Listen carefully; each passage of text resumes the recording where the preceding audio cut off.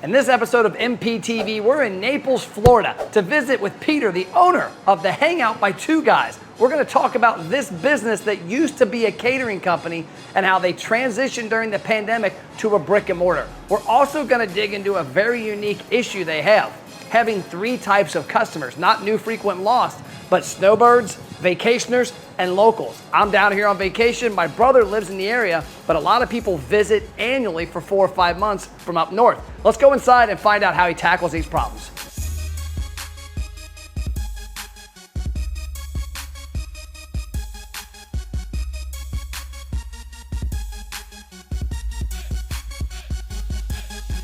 What's up, it's Matt. We're back with another episode of MPTV. This time we're in Naples, Florida. We're with one of the owners, Peter, of the Hangout by Two Guys. You're one of the two guys. What's going on? Not too much. Glad to have you in town today, Matt, so thanks for stopping in. I'm glad to be back. My last meal here was awesome. I look forward to another one today. So oh, yeah. Tell us about the concept and the partnership with your family. Sure. So my family started a catering company about 6 years ago. That's really where we got our feet, where we got started.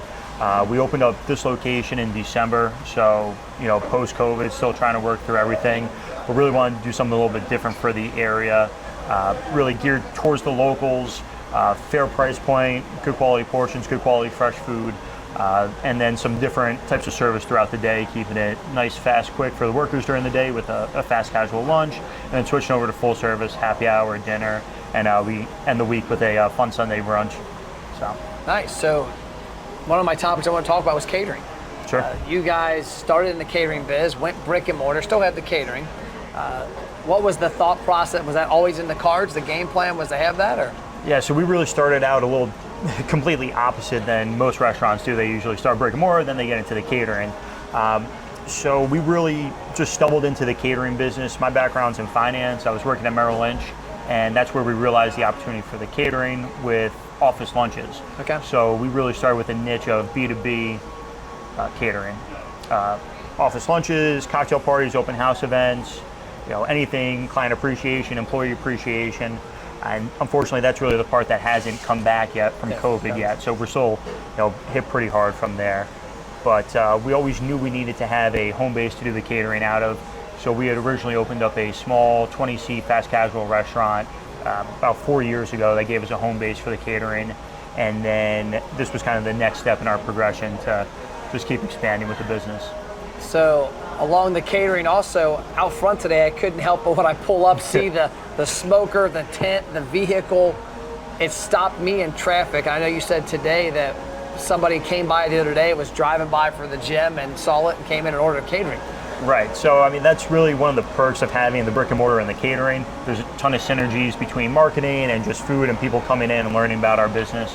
So every Friday we're doing country jam, barbecue, ribs, brisket, pulled pork, all day, country music, so something a little bit different for the area. You said the guy saw that and said, hey, I've got a car dealership down the street, can we do this there? Exactly, I guess he does employee lunches at the end of every month, so it just worked out. He saw that, saw the catering truck, and we just walked in to book us. Okay, break time. Restaurant owners, you're watching MPTV, so you're obviously interested in increasing your sales and profits.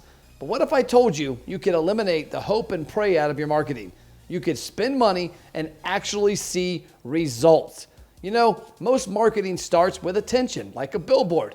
The problem is that attention leads nowhere. That's why we created the ROI Engine Restaurant Program.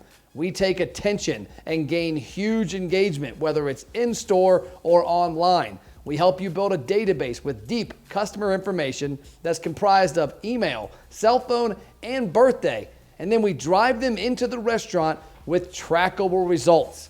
Yes, results you can actually see. If you're interested and want to have a conversation, check out restaurantmarketingthatworks.com. Worst case scenario, you get a lot of great ideas. Now back to the show. Yeah, actually, ironically, was at a client's about 3 months ago who was doing that behind their building. And I asked him, I said, hey, the smoker's on wheels, is on the back of a van. Why not pull it up front? He's like, I don't know, I never thought about why. I said, because everybody's going to see the smoke. They're going to see the smoker. I said, it's going to market your catering. Just the smell of it, everything. It just draws people in, so it's a fun thing for people when they're passing by. So one unique thing that I always get a kick out of when I'm down here in this area, Naples, my brother lives in Fort Myers. Before that, his girlfriend for a long time was a snowbird.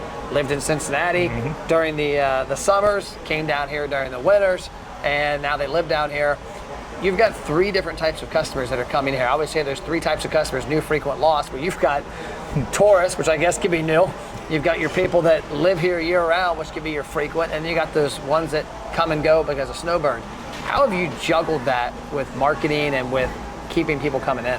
Sure. So, with this location, this is where we're really going to see a lot of that seasonality compared to the other small 20-seat cafe that we had. That was really designed for the locals, but we had a little bit of tourists and snowbirds coming in.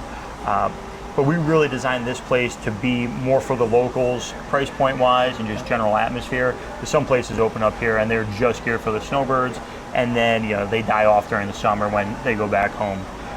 We've definitely seen fluctuations in the catering as well.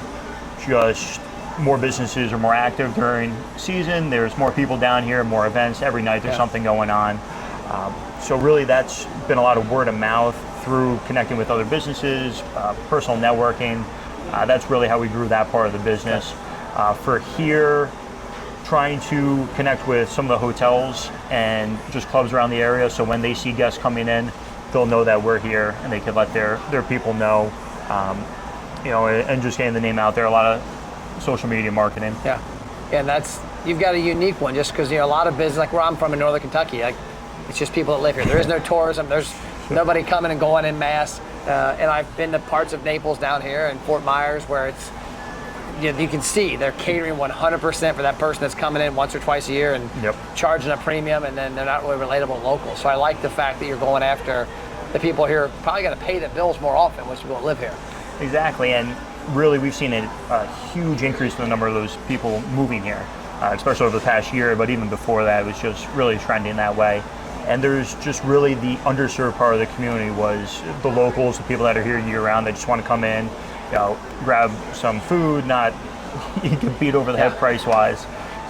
So the name, the Hangout, I like it because it gives me a thought process. I'm going to come here and hang out, but I know that you have a lot of reasons to hang out. You've got trivia nights, I believe. You have, I guess it's a DJ booth. Yep. So we've kind of built out different events each night. So Tuesdays we're doing Taco Tuesday.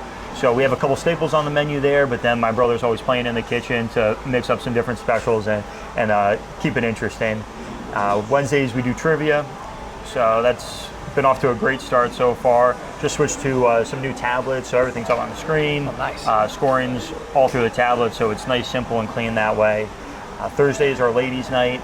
In season we were having a DJ. We'll probably get back to that shortly. And then Friday, obviously we're doing the country like I mentioned before. DJ at night, Saturday DJ at night too, and then Sunday brunch. We do it a little different than the typical Naples country club brunch that most people are used to at a hotel. A little bit more energy. We have a DJ from 12 to 4. We do bottomless Bloody Marys, mimosas. So it's a little bit more of just a little bit more energy in the air. It's like vacation every Sunday. Pretty much. Because a lot of people probably moved down, because nobody I've ever met is from down here. Oh no. And so everybody that moves here probably came here because they loved vacationing here, and it's like, hey, vacation was every Sunday at our brunch. Yep. No, that's it. I mean, people come here for the weather, then they learn a little bit more about the area and see some opportunities here. So just a huge amount of people moving down here. Restaurant owners, did you know Matt has free online marketing courses that teach you how to successfully market your restaurant?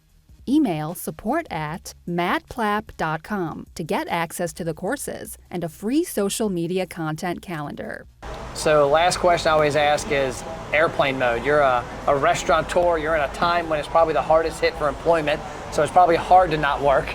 But what are some things you do when you leave here to put it on airplane mode to kind of check out a little, get back to you, get your mind right? Yeah, it's tough because really it's 24/7 right now, especially with employment just being the way it is. It's been tough to find people to come help out, help build this place and get training and things together.